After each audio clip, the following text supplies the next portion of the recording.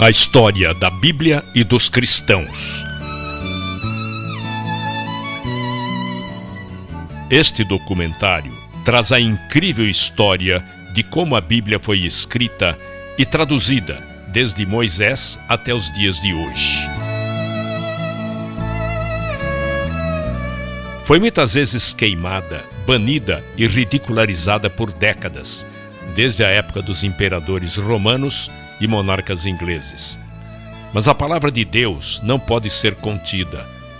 Grandes estudiosos da palavra, tradutores, reformadores, pregadores e escritores, pessoas inspiradas por Deus, lutaram e deram suas próprias vidas para proteger a Bíblia e levar a mensagem de salvação e esperança a todas as pessoas através dos séculos. A Bíblia levou 1.600 anos para ser escrita e 40 autores a escrever em 3 línguas diferentes. A Bíblia começou sendo feita oralmente por Deus e depois escrita por Moisés. Essas pessoas eram ungidas e falaram por Deus. Tudo que foi escrito não foi dado por vontade humana, mas veio da vontade de Deus. Tudo que foi escrito foi dividido em 2 testamentos, reunidos em 66 livros, 39 livros do Velho Testamento e 27 livros no Novo Testamento.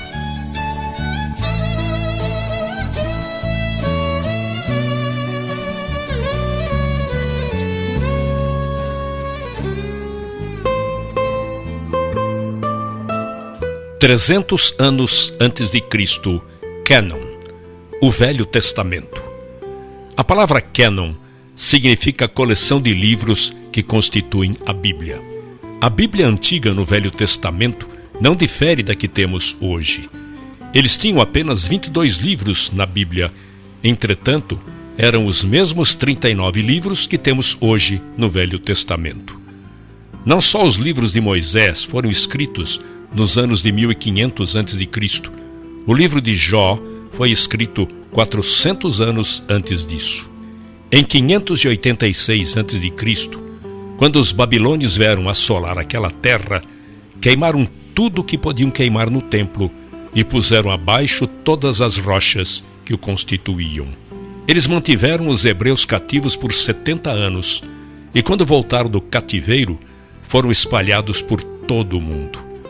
Construíram pequenas sinagogas no qual podiam ensinar e dar instruções. Para isto, se fazia necessária uma Bíblia para cada sinagoga, e isto os levou a uma nova constituição, a dos escribas. A escrita era primitiva, e não havia letra minúscula, e nem sinais de pontuação. Não havia espaço entre as palavras, e eles escreviam do lado direito do papel para a esquerda. Eles eram exigentes, se autorregulavam da seguinte forma: podiam usar apenas peles de animais limpos. Cada página não podia ter menos que 48 linhas e nem mais que 60. A tinta usada deveria ser preta e de uma receita especial, e deveriam pronunciar cada palavra em voz alta que estava sendo escrita. Deveriam limpar a caneta e se lavar por inteiro antes de escrever a palavra Jeová. Toda vez que escreviam, deveriam ter uma revisão em 30 dias.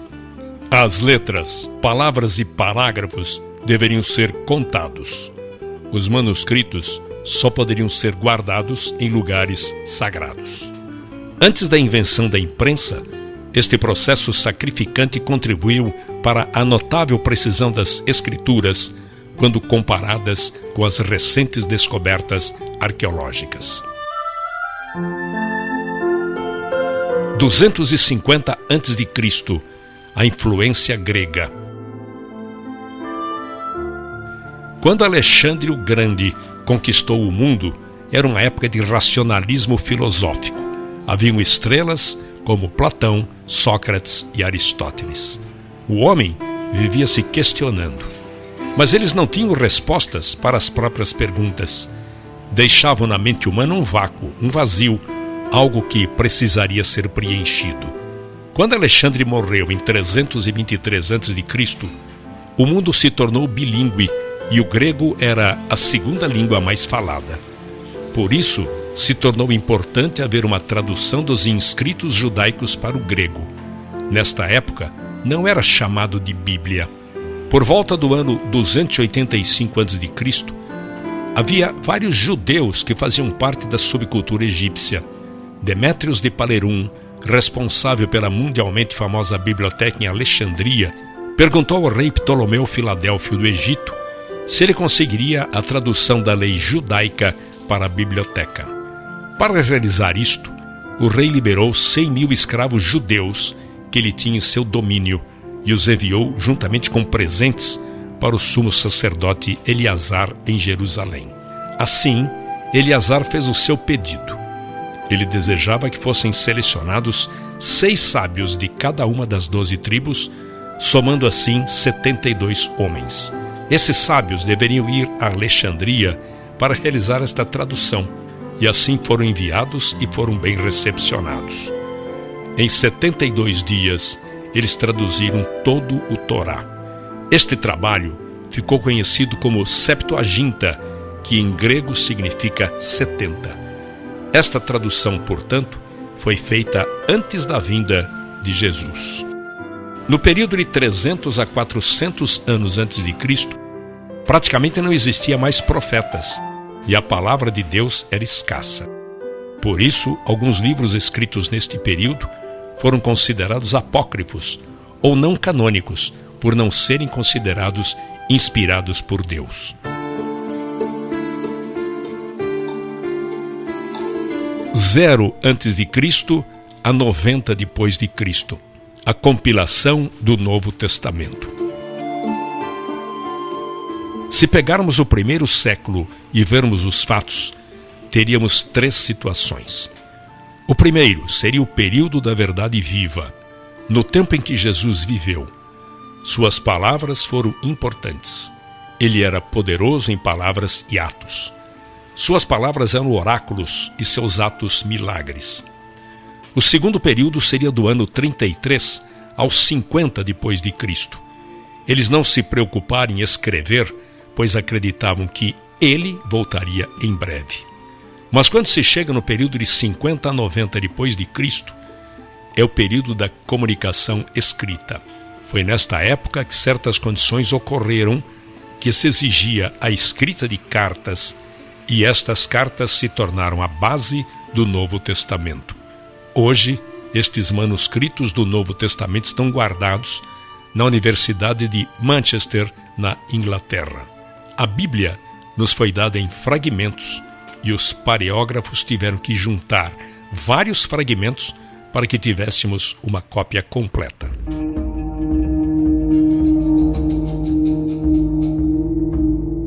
Em 35 depois de Cristo, o primeiro mártir cristão. Havia-se passado 7 anos após a ressurreição de Cristo e um problema surgiu entre as viúvas gregas e hebraicas. Selecionaram 7 homens, nos quais chamaram diáconos. Todos possuíam um nome grego. 2 deles se chamavam Filipe e Estevão. Estevão foi diante do Sinédrio acusando de terem assassinado o Messias e, baseado numa passagem de Isaías, afirmava que Deus não habitava em um único lugar. Levantou ira tanto aos saduceus quanto aos fariseus. Eles o apedrejaram. Ele foi o primeiro mártir. Desde então, muitos cristãos passaram a ser apedrejados e martirizados. 45 a 68 depois de Cristo. Os inscritos de Paulo. Paulo abriu caminho para as igrejas dos gentios. Seu trabalho foi incansável por 30 anos. Escreveu a grande maioria das epístolas do Novo Testamento, muitas delas escritas na prisão. Foi muitas vezes chicoteado e morreu nas mãos do imperador Nero. Pedro foi crucificado, embora não se achasse digno de ser crucificado da mesma maneira que foi Jesus. Tomé morreu queimado na Índia por causa da sua fé. O único apóstolo que escapou do martírio foi João. Todos os outros autores do Novo Testamento ou foram crucificados, mortos pela espada, açoitados, decapitados ou queimados vivos.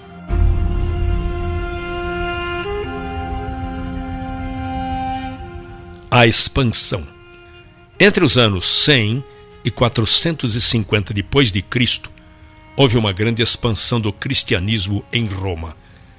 Havia em Roma muitas congregações separadas, mais de 40 congregações, encontradas logo após a última perseguição. Nesta época, os cristãos poderiam ser encontrados no Império Romano, como na distante Inglaterra. Nesta época, cresciam não só numericamente, mas penetravam verticalmente através de cada segmento social. Nesta época, a igreja primitiva tinha em comum a Bíblia e não sobreviveriam sem ela. De 80 a 303 depois de Cristo, a construção do Coliseu e a perseguição aos cristãos.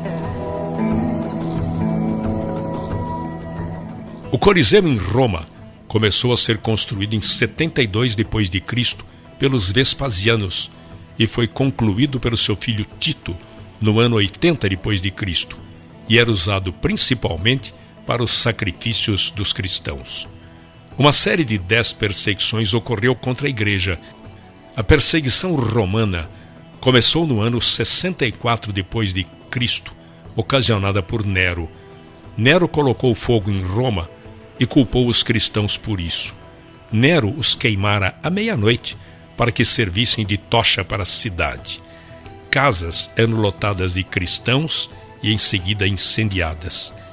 Grupos de 50 eram colocados e amarrados por corda e lançados ao mar. Todas estas ações de Roma eram para acabar com a influência dos cristãos. Existiam 4 razões para as perseguições. Primeiro, era política. Os cristãos se reuniam à noite em lugares clandestinos e tinham medo de que formassem grupos políticos. Segundo, era religiosa. Eles se recusavam a oferecer incenso no altar para César. Terceiro, social. Eles tinham uma maneira de vida distinta. Acreditavam que todos os homens eram iguais. Para os romanos, era Nero numa extremidade e o restante da população na outra extremidade da escala social. Quarto, razão financeira. Os romanos viviam também de fabricar estátuas e esfinges, pequenas imagens de idolatria da deusa Diana. A última das séries de 10 perseguições foi realizada em 303 depois de Cristo por Diocleciano. Diocleciano ascendeu socialmente pela via militar e se tornou comandante do imperador Caro. Com sua ascensão ao poder, Diocleciano pôs um fim à crise do terceiro século.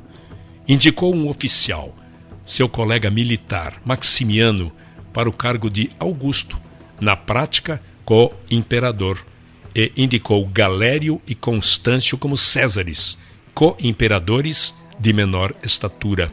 Sob este sistema de tetrarquia, ou governo de 4, cada imperador tinha autoridade sobre 1/4 do império, embora fosse um governo conjunto.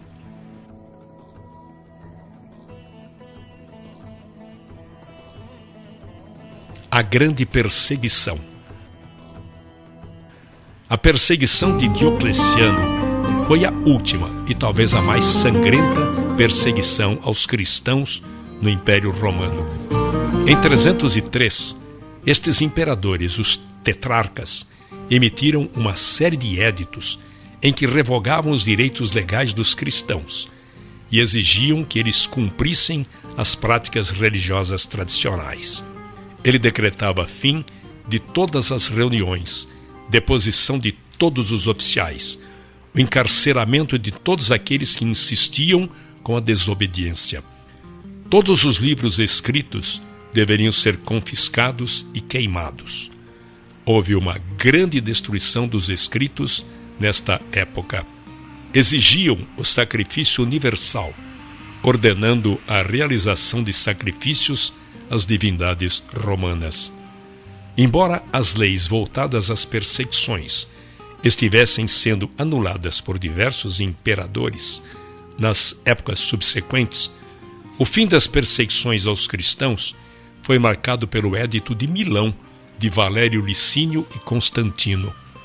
Foram 241 anos de perseguições, mas mesmo diante de tal situação, os cristãos cresciam grandemente.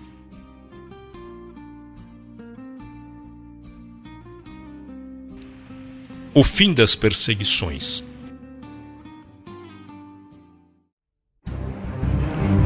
Constantino I, ou Constantino o Grande, entrou para a história romana como o primeiro imperador romano a se converter ao cristianismo. Contudo, fica em aberto a seguinte questão: será que ele teria feito isso por pura devoção ou fora uma jogada política? Constantino, antes de se tornar cristão, era um homem devoto ao culto dos deuses romanos. No ano de 312, na noite anterior a uma batalha, Constantino tivera um sonho, no qual aparecia uma cruz e nela estava grafada a seguinte frase: sob este signo vencerás. Com isso, antes da batalha começar, Constantino ordenou que os seus soldados pintassem o tal símbolo cristão em seus escudos, e de certa forma isso acabou lhes trazendo sorte, e eles venceram a batalha. Outras versões dizem que não fora um sonho, mas uma visão. Constantino, andando pelo acampamento, teria visto uma cruz no céu. Depois desta vitória, Constantino mostrou interesse em se converter ao cristianismo. Em 313, Constantino, juntamente com o novo imperador do Oriente, assinaram o Édito de Milão, no qual proibia a perseguição aos cristãos e legaliza o culto dos cristãos. A fundação de Constantinopla e união da Igreja e governo. Em 330, ele fundou a cidade de Constantinopla como sua nova capital para o Império, e ela se tornaria no futuro o principal centro intelectual e cultural do mundo cristão. Assim, Constantino decretou a construção de uma nova capital, nas margens do Bósforo, onde havia a antiga fortaleza grega de Bizâncio, num ponto de grande importância estratégica. A nova cidade, que recebeu o nome de Constantinopla, isto é, Cidade de Constantino, foi concebida como uma nova Roma e rapidamente se tornou o centro político e econômico do Império. Sua criação teve repercussões também no plano eclesiástico. Enquanto em Roma a Igreja Católica adquiriu mais autoridade, em Constantinopla o poder civil controlou a Igreja. A mudança da capital imperial enfraqueceu a influência do Papado de Roma e fortaleceu a influência do Bispo de Constantinopla sobre o Oriente, um dos eventos notáveis que provocariam futuramente o grande cisma do Oriente. Constantinopla é o antigo nome da cidade de Istambul, na atual Turquia. –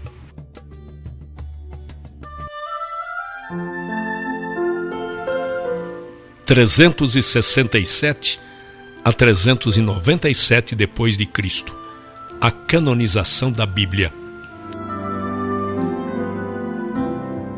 Foi neste tempo que um grande teólogo da época, Atanásio de Alexandria, iniciou a cruzada por Novo Testamento canonizado.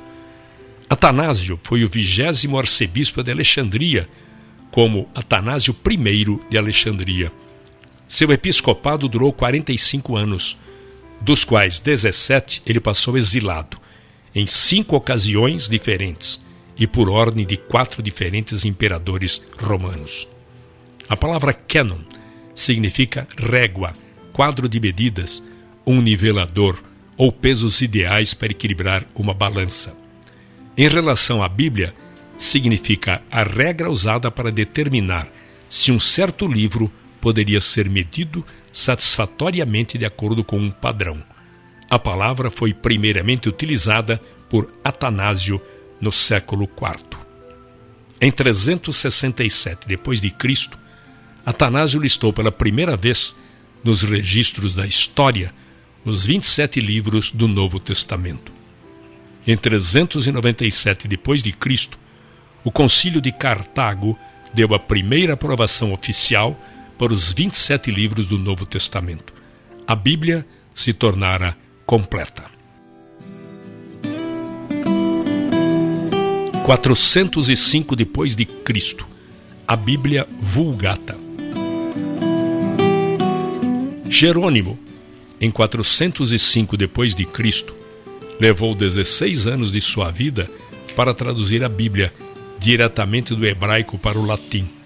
Seus pais eram cristãos e enviou Jerônimo a Roma para estudar filosofia. Lá se converteu ao cristianismo e se batizou nas águas.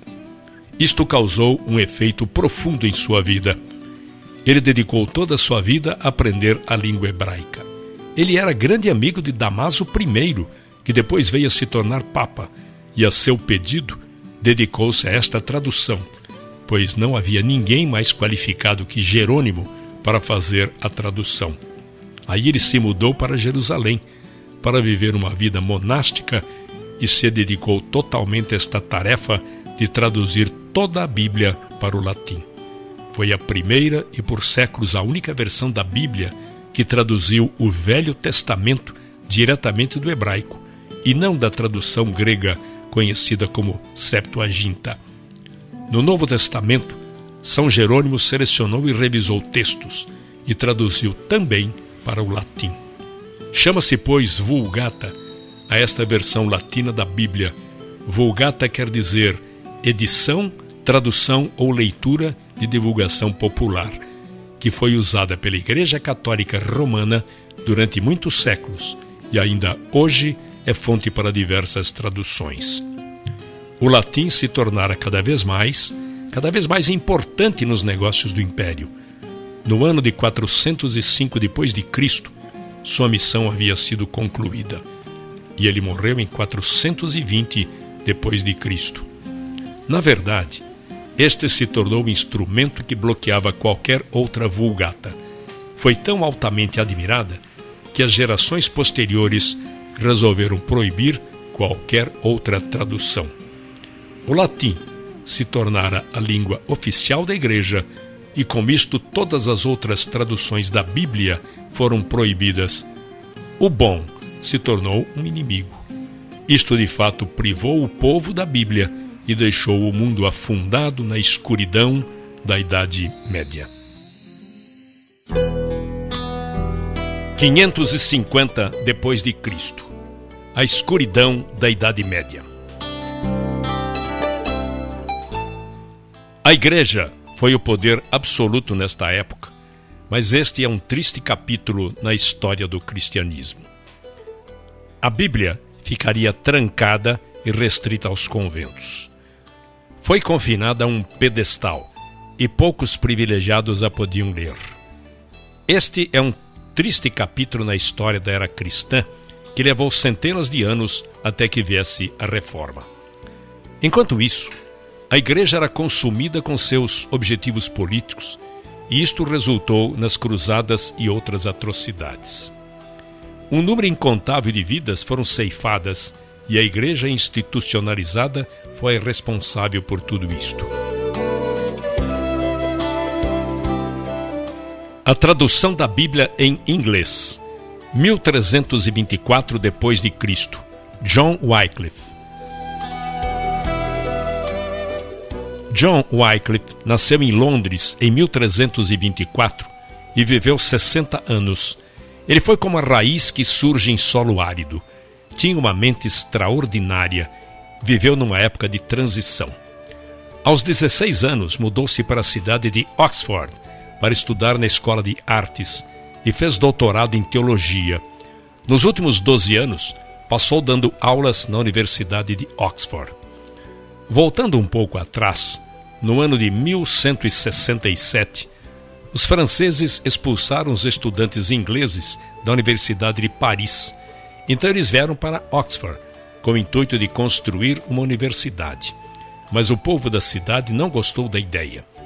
A não aceitação era tão grande que um grupo de universitários resolveu não ficar lá e foram para Cambridge e construíram aí outra universidade.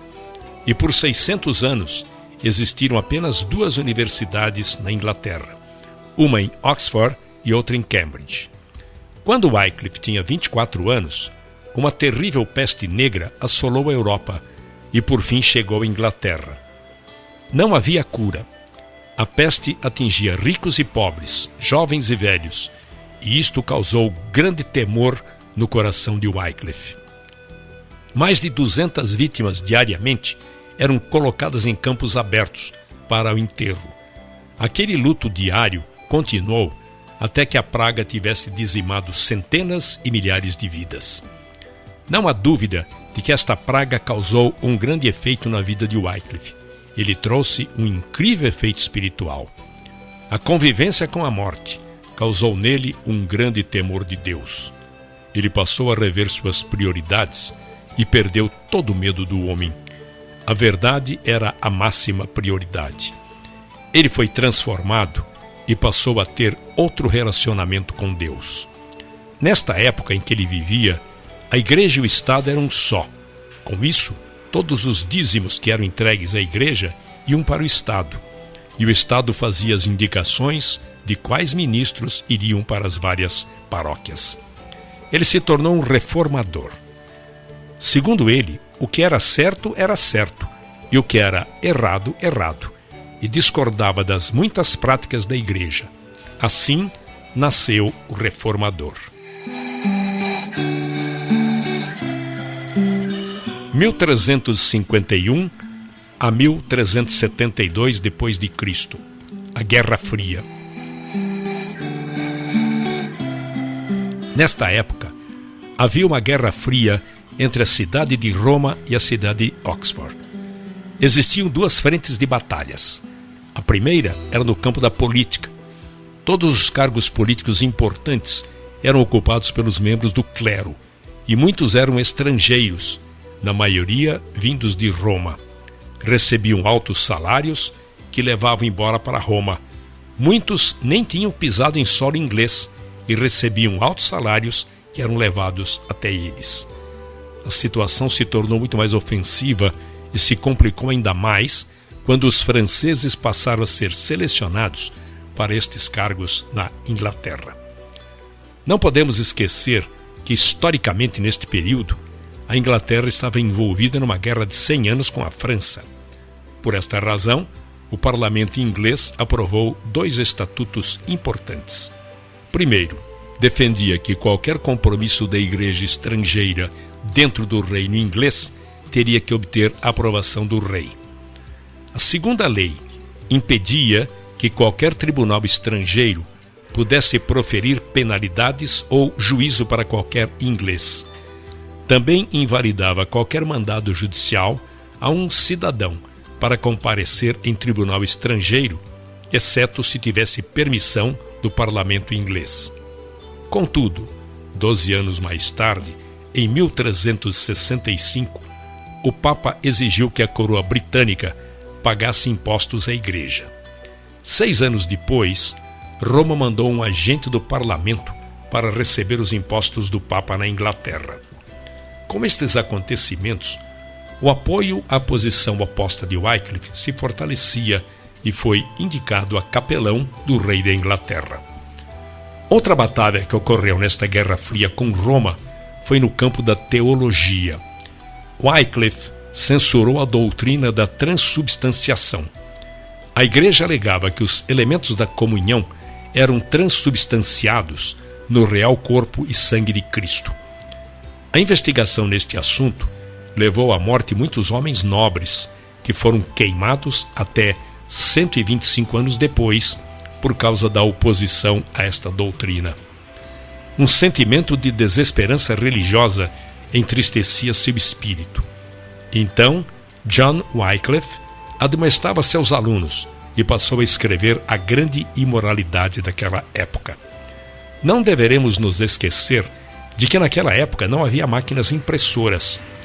Todo documento teria que ser escrito a próprio punho e esmeradamente copiado com o objetivo de circular entre o público. Na época, alguns de seus dizeres ficaram conhecidos como: a Inglaterra não pertence a ninguém. O Papa é apenas um homem sujeito ao pecado. Mas Cristo é o Senhor dos senhores, e este reino é sustentado diretamente e unicamente por Cristo. O maior feito de Wycliffe ainda estaria por vir. Traduziria a Bíblia para o inglês, numa linguagem do homem comum, mas precisaria passar pela fúria de uma igreja ofendida. 1382 depois de Cristo, a primeira Bíblia em inglês. Em 1378, Wycliffe e alguns de seus discípulos começaram a traduzir a Bíblia para o inglês. É impossível estimar o valor desta obra notável. Eles defendiam que a Bíblia tinha toda a revelação de Deus e que era desnecessário qualquer ensinamento além, pela tradição da Igreja, Papa ou qualquer outra fonte. Além disso, qualquer outra autoridade, tradição ou papas deveriam ser analisados através das Escrituras, que tivessem livre acesso à Bíblia para todos os cristãos até aos plebeus, e por fim que a Bíblia fosse traduzida para a linguagem comum do povo. Wycliffe era bom em latim clássico e utilizou a Vulgata Latina de Jerônimo, do ano 405, como base para esta tradução do latim para o inglês. Não sabemos quanto tempo durou esta tradução. Sabemos que iniciou quando lecionava em Oxford e terminou em 1380 o Novo Testamento. Wycliffe sabia que terminaria seus dias numa masmorra, numa das 7 colunas de Roma ou numa fogueira em Londres. Em 1382, concluiu o Velho Testamento. Pela primeira vez, o povo da Inglaterra teria a Bíblia em sua própria língua. Para reproduzir uma de suas Bíblias, toda escrita à mão, levou 10 meses. Estas Bíblias custavam algo de 30 a 40 libras, ou seja, 9.600 centavos. Lembre-se de que, nesta época, uma galinha poderia ser comprada por 2 centavos e um porco por 4 centavos. As pessoas traziam um peso de feno para poder adquirir o Novo Testamento por um dia. Alguns davam o valor de um dia de trabalho para pagar uma página da Bíblia. Através de Wycliffe, foi liberada uma força incrível na Inglaterra e trouxe luz à escuridão. Os discípulos de Wycliffe pegaram a Bíblia traduzida por ele e como uma semente a plantaram por toda a Inglaterra. Em 1428, seus ensinamentos se alastraram de tal forma que a Igreja censurou seus escritos, desenterraram seus ossos, os queimaram e os lançaram num rio. Eles queriam apagar de uma vez por toda a influência de sua heresia. A partir deste evento, a palavra de Deus atingiu os confins da terra na época. As suas ideias tiveram grande influência no continente europeu. Alguns de seus discípulos e alunos de Oxford levaram cópia para Boêmia, onde hoje é a Tchecoslováquia. Lá foi o berço de um grande movimento cristão, conhecido como Irmãos da Morávia, ou Igreja dos Moravianos. 1395 a 1536 depois de Cristo. Mártires da Bíblia. Após a morte de Wycliffe, seus seguidores continuaram a seguir independentes da Igreja Romana. Eles acreditavam no sacerdócio de todo e qualquer fiel, que era perfeitamente possível realizar sacramento sem a autoridade de um bispo. E além disso, havia um tremendo contraste entre os seguidores de Wycliffe e os sacerdotes romanos. Os seguidores de Wycliffe eram pessoas pobres. Os sacerdotes romanos tinham uma opulência que os tornavam claramente contrastantes. Quando saíam para pregar, pregavam usando a linguagem do povo. Já os sacerdotes romanos realizavam os cultos na língua morta do latim. Isto proporcionou que a Bíblia fosse rapidamente disseminada na Inglaterra. tornaram-se tão fortes e corajosos que passaram a pregar cartazes com lemas em todos os lugares. Em 1395, fizeram uma solicitação ao Papa para abolir o celibato, a transubstanciação, as preces aos mortos e oferendas às imagens. Na verdade, eles pegaram um folheto escrito por Wycliffe sobre as 12 conclusões e os pregaram em todos os locais públicos, incluindo a Catedral de São Paulo e a Abadia de Westminster. Isso causou um alvoroço entre os bispos e o clero e significava uma blasfêmia contra a Igreja. Em 1399, o bispo de York associou-se ao rei Henrique VI. Foi ele quem indicou e colocou a coroa neste novo rei. E disse para ele que, para consolidar o trono, teria que conciliar o clero e sacrificar os lollardos. Lollardos era um termo ofensivo dado aos seguidores de Wycliffe e significava resmungões. O rei Henrique respondeu que seria protetor da igreja. 2 anos depois, em 1401, o ato de queimar hereges foi sancionado pelo parlamento. Após 2 dias da aprovação deste projeto de lei, começaram a acender fogueiras nos campos de Londres para que queimassem vivos aqueles que não se retratassem.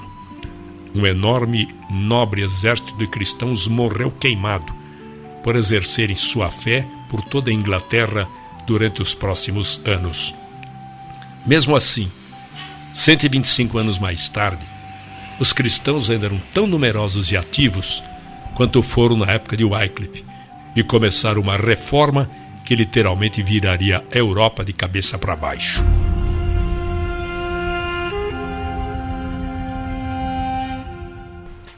Em 1456 depois de Cristo, fim da Idade Média.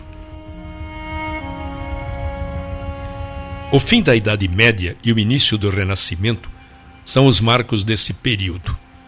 Politicamente, houve a queda de Roma e Constantinopla, a descoberta da América em 1492.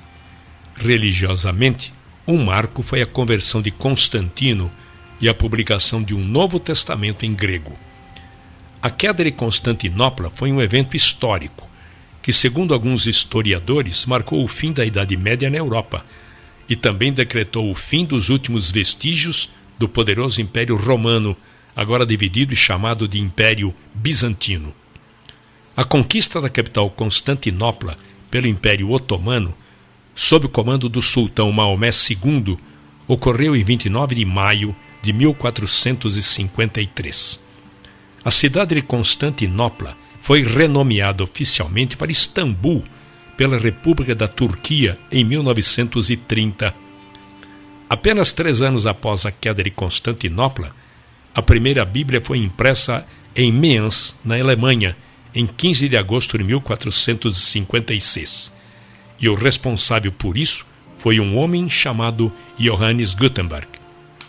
Este foi um grande marco na história da humanidade, pois durante milênios a escrita restringia-se a modos de réplicas muito limitadas, como os papiros egípcios, os ideogramas chineses, cujo acesso era restrito a pequenos grupos de pessoas, geralmente escribas.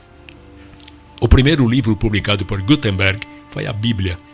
Já não era necessário copiar à mão, palavra por palavra, como se fazia até então.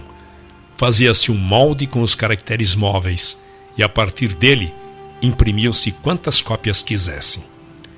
30 anos após a morte de Gutenberg, suas máquinas já estavam espalhadas por toda a Europa nas grandes cidades. Havia um homem em Wittenberg que chegou a imprimir 100.000 Bíblias. Um dos maiores humanistas desta época do Renascimento nasceu em 1467, de nome Erasmo. Seu pai era um padre. Quando ele tinha 11 anos, seus pais morreram na peste negra e ele se tornou interno num convento agostiniano, quando em 1492 se tornou um monge. Ele tinha o dom de escrever poemas, mas para aumentar sua renda começou a aprender e ensinar grego. O grego havia se tornado uma importante língua entre os humanistas daquela época. Ele estudou grego em Oxford, onde conheceu Thomas More, futuro chanceler da Inglaterra. Erasmo se tornou muito popular devido à sua literatura. Foi, num sentido, o centro do movimento literário do seu tempo. Ele se correspondeu com mais de 500 homens de grande importância no mundo político e do pensamento. Escreveu o Manual do Cristão Militante, obra mundialmente conhecida e que serviu de incentivo e apoio para os reformistas da época. Outra obra conhecida foi O Elogio da Loucura. Eram obras que expressavam uma análise da igreja no seu tempo. Os seus escritos alimentavam o que posteriormente dividiria a igreja. A mais importante obra que escreveu em toda a sua vida foi a tradução da Bíblia do latim para o grego. Foi no ano de 1516. Ele terminou o Novo Testamento em grego, quando lecionava no Queen's College em Cambridge. Depois, agrupou em uma página dividida em 2. Em uma metade, ele colocou o texto em latim, e na outra metade, suas traduções em grego. Erasmo dedicou esta obra ao Papa Leão X. Isto lhe assegurou, em parte, certa simpatia da igreja e garantiu a ele a permissão de vender o produto. Esta obra caiu no chão como uma semente. Não há outra maneira de descrever, pois Martinho Lutero passou os olhos naquilo e traduziu do grego para o alemão de sua época, e deu a Bíblia para os alemães. Foi exatamente o que Zwingli e Calvino fizeram pelas pessoas que viviam na Suíça, e exatamente o que William Tyndale fez pelas pessoas que viviam na Inglaterra. Este texto foi o que serviu de referência para que o rei King James fizesse sua tradução em 1611. 1517 depois de Cristo, a Reforma. Um homem está acima de todos os outros quando se fala de reforma protestante: Martinho Lutero. Lutero foi o epicentro da ruptura com a Igreja Católica, mas exerceu também um papel vital na história da Bíblia. Martinho Lutero nasceu em 10 de novembro de 1483. Entrou para o monastério agostiniano, onde obteve o grau de bacharel em artes. Um ano depois, fez seus votos para se tornar professor de literatura bíblica. Lutero se indignou com muitas práticas exercidas pela Igreja Católica. Por exemplo, uma delas era a venda de indulgências. As indulgências eram uma forma de penitência paga. As pessoas compravam um pedaço de papel que lhes permitia o direito de cometer pecados. O grau de cada um era determinado pelo preço que pagavam. Foi a combinação desta e de muitas outras coisas que resultaram nas 95 teses afixadas na porta da igreja de Wittenberg em 1517. Nestas teses, ele atacava veementemente a igreja e discordava de qualquer doutrina que não fosse fundada nas Escrituras. Na Alemanha, em 1521, Lutero queimou publicamente a bula papal e a sua literatura se tornou bastante ativa. A obra mais importante de Lutero foi a tradução do Novo Testamento em grego de Erasmo para o alemão. Lutero não foi o único responsável pela reforma europeia. João Calvino foi o responsável por traduzir a Bíblia para o povo da Suíça. Se o luteranismo ou protestantismo nasceu em Wittenberg, então o presbiterianismo nasceu em Genebra. João Calvino era um teólogo francês, nascido em 10 de julho de 1509. Foi um humanista, nunca foi ordenado sacerdote. Depois de seu afastamento da Igreja Católica, foi porta-voz do movimento protestante, pregando em igrejas e acabando por ser reconhecido por muitos como padre. Fugiu para Genebra em 1536, onde faleceu em 1564.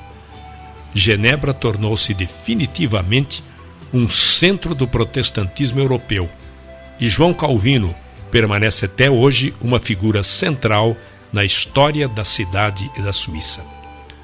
Quando Martinho Lutero escreveu suas 95 teses, em 1517, Calvino tinha 8 anos de idade, e a forma de protestantismo que ele ensinou e viveu é conhecida pelo nome de calvinismo.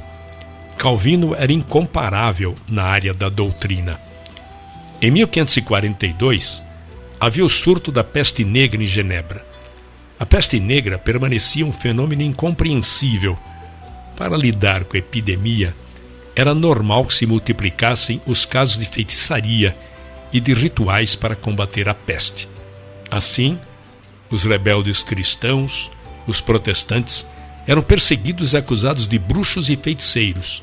Muitos eram queimados vivos, eram os culpados pelas desgraças e castigos de Deus. Não há dúvidas de que, quando se fala em reforma, pensamos na Alemanha de Martinho Lutero, na Suíça de João Calvino, na Escócia de John Knox e na Inglaterra, Thomas Bilney. Bilney nasceu por volta de 1495 na Inglaterra. Era aluno do Trinity College, especializado em direito canônico. Teve acesso à Bíblia proibida de Erasmo. Reunia-se num bar para estudar e discutir a Bíblia entre seus amigos. Muitos se tornaram seus seguidores. Um deles chamava-se William Tyndale, que posteriormente veio traduzir o Novo Testamento do grego para o inglês. William Tyndale foi um pastor protestante, mestre em artes pela Universidade de Oxford. Traduziu a Bíblia para o inglês moderno. Seu objetivo foi fazer o Novo Testamento um livro tal que todo menino de arado pudesse tê-lo e se tornasse mais conhecedor das Escrituras que o próprio clero. Esta é uma frase de Tyndale que ficou muito conhecida. Apesar de numerosas traduções para o inglês, parciais ou completas terem sido feitas a partir do século VII, a Bíblia de Tyndale foi a primeira a se beneficiar da imprensa, o que permitiu uma ampla distribuição. Foi em Cambridge que Tyndale descobriu o poder regenerador da Bíblia. Lá se uniu ao grupo de estudos liderado por Bilney. Ele sabia que este despertar estava restrito a Cambridge, em função da cultura. Assim, a razão de sua vida e a causa de sua morte foi traduzir a Bíblia para a linguagem do homem comum. Tyndale era um excelente erudito em grego e também um grande debatedor das Escrituras. Uma vez, um religioso provocou Tyndale dizendo: melhor viver sem a lei de Deus do que a do Papa.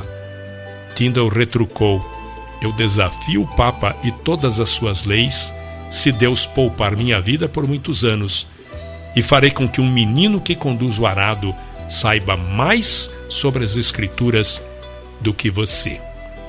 Tyndale ficou conhecido como o pai da Bíblia inglesa.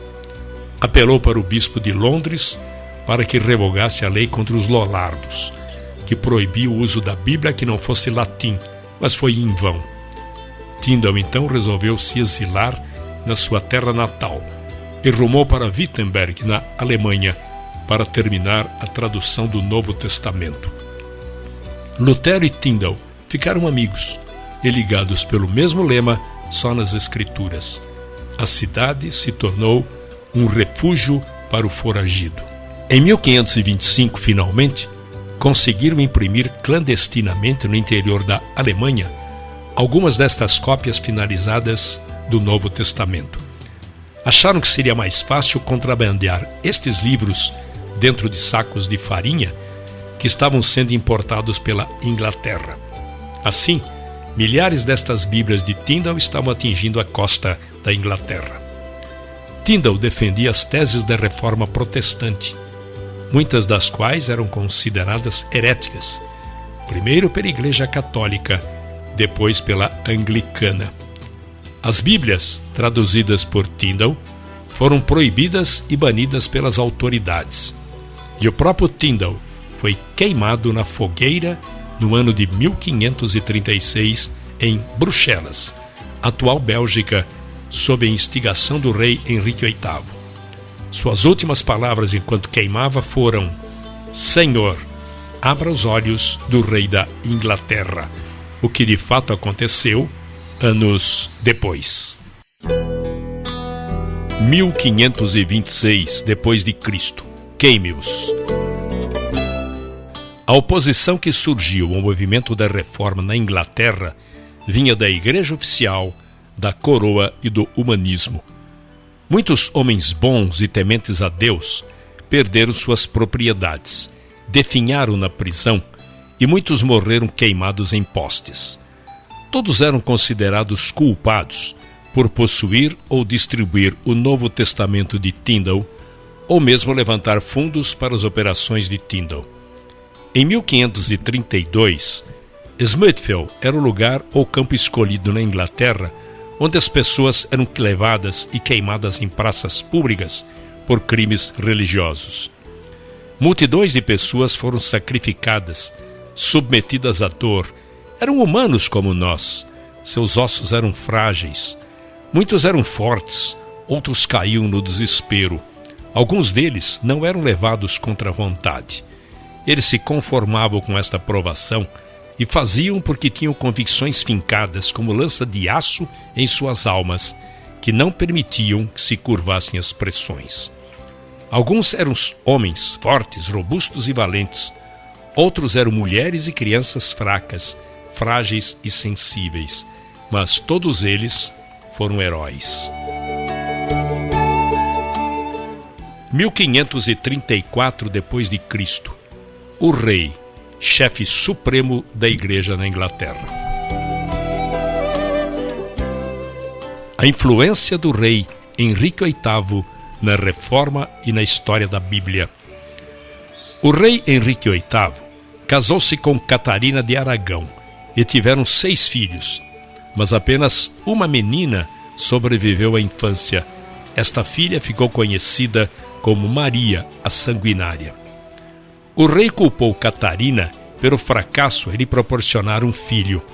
Apaixonou-se por uma fina moça protestante chamada Ana Bolena, a qual não tinha intenção de se tornar sua amante.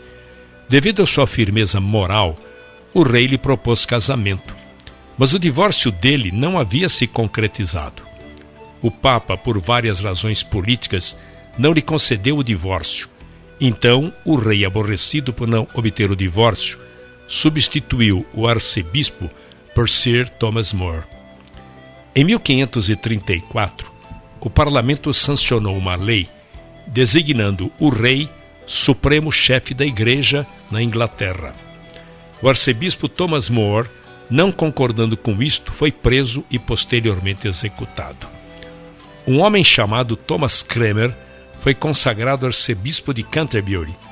Foi ele quem decretou nulo o casamento com Catarina de Aragão e em 1535 coroou Ana Bolena como rainha e se tornou padrinho de sua filha, a futura rainha Elizabeth. 1536 d.C. Senhor, abra os olhos do rei da Inglaterra. Quando o Novo Testamento de Tyndale atingiu a Inglaterra, caçadores de recompensa viajavam por toda a Inglaterra procurando as cópias de Tyndale para queimá-las, mas sem sucesso. Tyndale começou a tradução do Velho Testamento, mais tarde mudou-se para Antuérpia, na Bélgica. Aprendeu a viver como fugitivo e a vagar feito um errante de cidade em cidade. Usou vários disfarces, mas o que o ajudou muito foi o fato de falar 7 línguas com tamanha fluência que era impossível determinar qual sua língua nativa. Quando vivia na Antuérpia, Henry Philip, tornando-se seu amigo, delatou a sua identidade. Ele foi capturado e preso num castelo na Bélgica. Foi culpado de sacrilégio e em 6 de outubro de 1536 foi levado para ser executado. Quando o levaram para o poste em que seria queimado vivo, havia 2 buracos no poste, por onde um pedaço de arame seria passado. Envolveria seu pescoço, porque, de acordo com a corte, ele deveria ser estrangulado ao mesmo tempo que fosse queimado. E quando o executor passava o arame em volta de sua garganta, ele fez esta última declaração pública registrada, e foi em forma de prece: Senhor, abra os olhos do rei da Inglaterra. A sua voz foi sufocada, queimaram seu corpo e destruíram sua propriedade, queimando cada Bíblia que era encontrada. Embora apenas um exemplar da sua primeira edição do Novo Testamento tenha sobrevivido ao Holocausto Bíblico, seu empenho inspirou milhares. Suas prioridades deram orientação ao movimento da Reforma, e sua tradução influenciou cada nova edição, até que sua obra, 90% inalterada, se tornou o livro mais vendido de todos os tempos, a versão King James de 1611. Após a morte de Tyndale, a Bíblia inglesa foi considerada um livro proibido. A rainha Ana Bolena acreditava piamente no movimento da Reforma.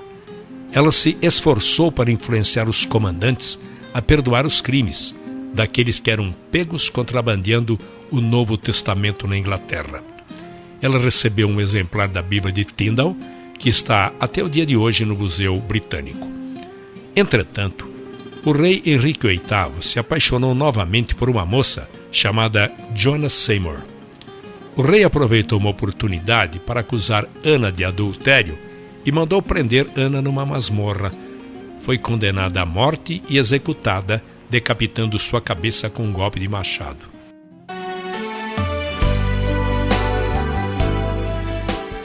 Em 1538 d.C., a primeira Bíblia autorizada. Embora Tyndale não tenha concluído a tradução do Velho Testamento, John Roger, com a alcunha de Thomas Matthews, concluiu o trabalho. Depois enviou os manuscritos para um editor inglês. O editor ficou tão impressionado com a obra que a enviou para o arcebispo da Inglaterra a fim de ter aprovação oficial. O arcebispo exibiu o manuscrito para o rei Henrique VIII e ele miraculosamente deu a aprovação oficial para a edição de uma Bíblia inglesa na Inglaterra pela primeira vez.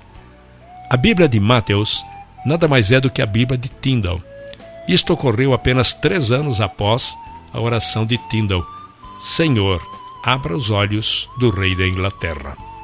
Só que as notas de rodapé desta Bíblia de Matthews eram anticatólicas, o que não ajudava nas relações exteriores. Cromwell, secretário de Estado, resolveu que outra Bíblia deveria ser impressa.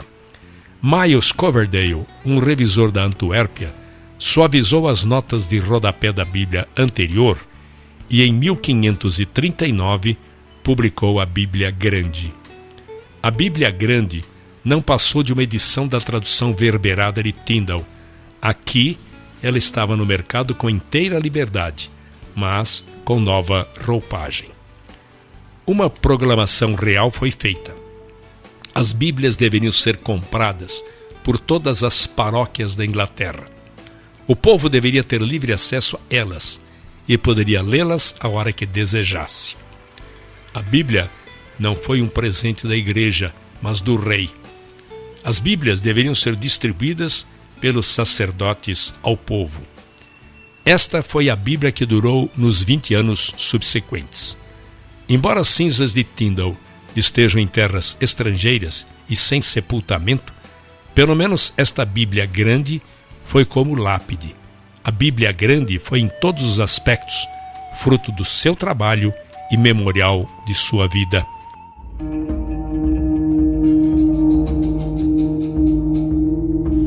A ira de Maria Sanguinária. Henrique VIII foi marido de 6 mulheres, amante de muitas concubinas e pai de muitos filhos ilegítimos. Apenas 3 filhos legítimos sobreviveram à infância: Maria, Elizabeth e Eduardo. Em 1546, Eduardo se tornou herdeiro do trono aos 9 anos de idade. Tinha ele influência da doutrina reformadora e era um verdadeiro protestante. Contudo, sua saúde era fraca e após 6 anos no trono, faleceu. A filha mais velha, Maria, assumiu ou herdou o trono. Foi totalmente oposta ao seu irmão. Era filha de Catarina de Aragão e tinha na sua mente as lembranças infelizes que ocorreram com sua mãe. Como o casamento de sua mãe foi considerado ilegal, ela foi tida como filha bastarda. Muitas vezes serviu de dama de companhia a sua irmã Elizabeth. Tinha 20 anos de idade quando sua mãe morreu. Teve uma vida muito atormentada. Maria apresentava um temperamento dócil no início de seu reinado, mas as atitudes e pressão mudaram. O fervor religioso se tornou evidente. Uma nuvem negra pairou sobre a causa dos reformistas na Inglaterra.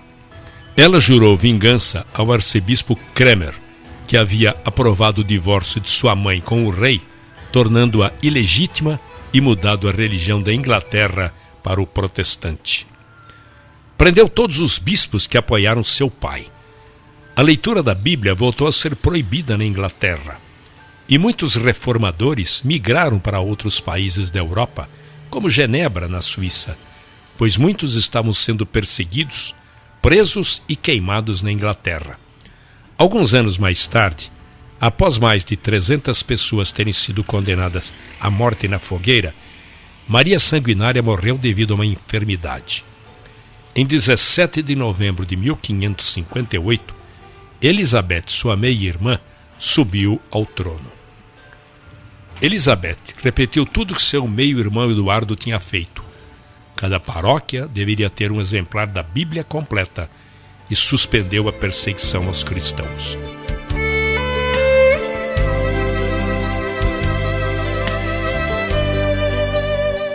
Em 1557 a 1586 depois de Cristo. A tradução pelo Comitê. Na época do reinado de Maria Sanguinária, os reformadores de Genebra se dedicaram a realizar outra tradução da Bíblia para o inglês. Ela foi concluída em 1560 e chamada de a Bíblia de Genebra. Foi uma Bíblia singular, a primeira elaborada por um grupo ou comitê, ao invés de um só indivíduo. O grupo incluía John Knox, Miles Coverdale, William Hitzer, entre outros menos conhecidos. Estes homens tiveram acesso a João Calvino quando precisavam de colaborações importantes. Dispunham de uma fonte de consulta maior que a disponibilizada a qualquer outro tradutor. Trabalharam meticulosamente cada detalhe. Seus métodos de tradução foram adotados posteriormente pelos eruditos que trabalharam na versão do rei James. Embora nunca tenha sido sancionada para uso público na Inglaterra, tornou-se rapidamente uma Bíblia popular devido ao tamanho pequeno. Tornou-se a Bíblia dos Puritanos e foi adotada pelo exército de Cromwell. Em 1559, Elizabeth, agora rainha, nomeou Matthew Park como arcebispo de Canterbury. Ele era professor da Faculdade de Corpus Christi em Cambridge e, graças à sua insistência, surgiria uma nova Bíblia inglesa. Ela foi chamada de a quarta revisão da Bíblia de Tyndale. Também foi fruto de um comitê de 8 a 9 bispos e se tornou conhecida como a Bíblia dos Bispos. Achava-se que ela seria necessária devido à crescente busca pela Bíblia de Genebra. Na verdade, a Bíblia de Genebra estava tomando lugar na versão autorizada, que era a Bíblia Grande, e em segundo lugar, diminuía a autoridade dos bispos. Quando a rainha Elizabeth assumiu o trono e os reformadores voltaram a viver na Inglaterra, um movimento chamado Puritanismo teve início, resultado da influência de Calvino.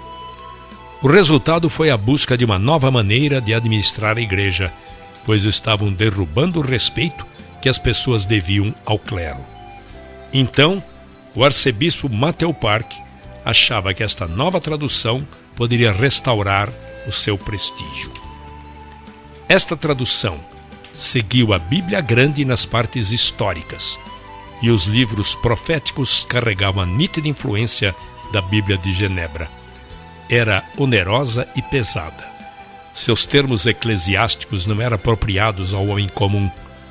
A Bíblia dos Bispos durou 40 anos, teve 20 edições e foi considerada a mais fraca de todas as Bíblias. –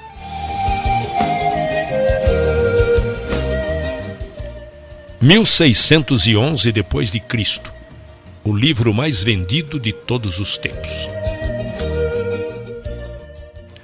Elizabeth morreu, e como não deixou filhos, Jaime VI da Escócia, filho de Maria Stuart, se tornou herdeiro do trono inglês. Foi criado com fortes convicções protestantes e convertido por John Knox, era presbiteriano por convicção. Um grupo de pessoas lhe entregou uma petição milenar e tratava de uma petição de 800 puritanos, no qual pediam ao rei que abolisse certos rituais religiosos. Isto levou Jaime, primeiramente, a fazer uma investigação sobre estas solicitações, que supostamente estariam em desacordo com a Igreja. Em 1604, o Dr. John Reynolds, líder do grupo puritano, alegou que a existência da Bíblia dos bispos era a confirmação da inferioridade de outras traduções, quando comparada com a edição de Genebra. Seu argumento era incontestável. Ou a Bíblia de Genebra passaria a ser a versão autorizada, ou teria de ser elaborada uma edição melhor. A última sugestão mexeu com a vaidade do rei, e assim, em 22 de junho de 1604, o rei anunciou a escolha de 54 homens que trabalhariam sob a liderança de William Bancroft, bispo de Londres. O trabalho só começou 3 anos depois, com a nomeação de 47 tradutores. Eles foram divididos em 3 grupos, segundo os centros acadêmicos da Inglaterra: Oxford, Cambridge e Westminster, 2 comitês em cada local. Os livros foram separados e cada homem elaborava sua própria tradução. Em seguida, ela era submetida aos outros membros do grupo. Posteriormente, passava pelo crivo dos outros 5 comitês. Depois de revisada, era mandada a um comitê, composto por 12 maiores eruditos, que chegavam a uma conclusão na revisão final. Foi a maior tradução da época, obra dos grandes estudiosos daquela geração. Os conhecimentos do grego e do hebraico ampliaram-se intensamente. Este livro foi considerado a maior obra-prima da literatura inglesa, sem paralelo nas gerações anteriores e até mesmo posteriores.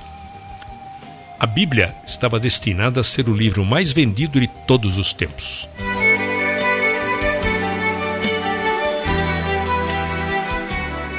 1580 a 1620 depois de Cristo. Os peregrinos. Em 1580, um jovem chamado William Brewster frequentava a faculdade em Cambridge. Adotou a doutrina dos puritanos. Brewster desempenhou papel fundamental na formação de uma nova colônia que formaria uma nação. William Brewster se tornou amigo de outro jovem cujo nome era William Bradford. Em 1602, eles andavam 19 quilômetros até um vilarejo chamado Gainsborough para louvar a Igreja Separatista. A congregação se considerava uma instituição independente e distinta que deveria somente prestar contas a si mesma. Esta posição lhes custou a perseguição do Estado. Brewster, entre muitos congregados, seguiu para Amsterdã como exilado. Lá, Brewster se tornou médico. Nesta época, a Holanda era famosa pela tolerância religiosa e atraiu muitos grupos religiosos perseguidos. Lá se tornaram pessoas honestas, trabalhadoras e escrupulosas. Chegaram ao número de 100 pessoas. Como eram pessoas simples, solicitaram permissão para morar a 56 quilômetros da cidade de Leiden e fazer uma colônia entre eles. A permissão foi dada e permaneceram neste vilarejo próximo a Leiden pelos 11 anos seguintes. Foram modelo de caráter, chegaram ao número de 300. No decorrer do tempo, ficou evidente que teriam de se mudar mais uma vez. Eram muitos os fatores. Era difícil ganhar a vida nesse novo mercado.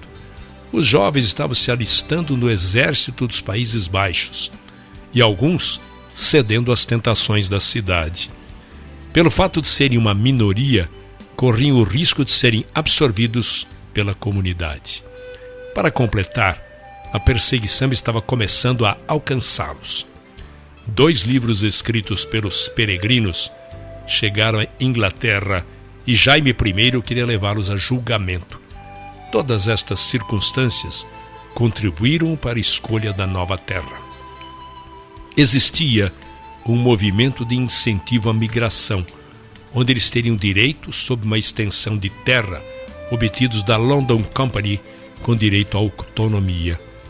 Um grupo da Inglaterra se uniria a este grupo de Leiden na Holanda e cruzaria o Atlântico em 2 barcos.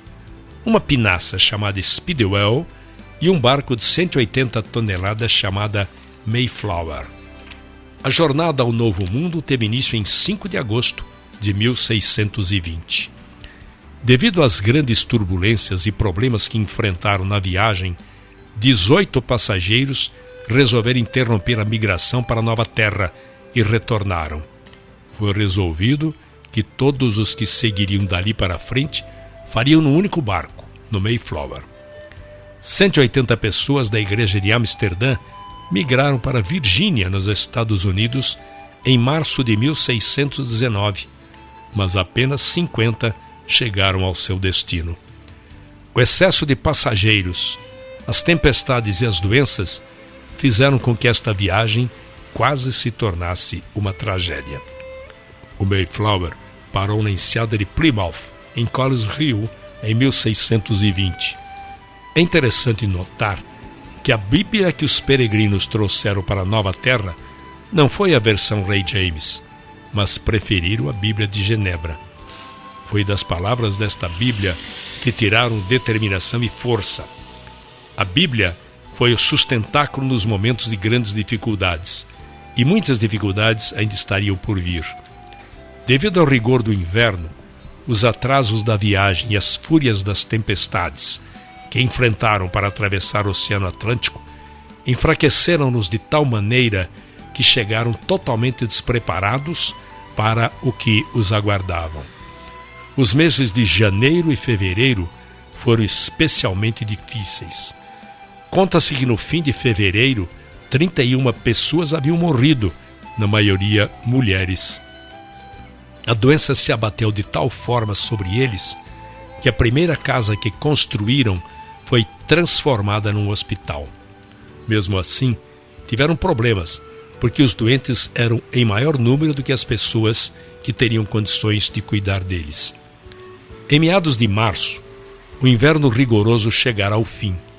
Estabeleceram uma colônia em Portugal. Havia um índio que falava fluentemente o inglês. Seu nome era San Josete. Ele lhes forneceu muitas informações sobre a terra. Foram apresentados também a outro índio chamado Squanton, que também falava inglês fluentemente. Este foi um nativo que havia sido capturado e vendido na Espanha, que conseguiu fugir para a Inglaterra e da Inglaterra conseguiu voltar para sua terra natal. Era o único sobrevivente da sua tribo. Apresentaram também outro líder nativo chamado Massasoit, que estava acompanhado por 60 de seus homens.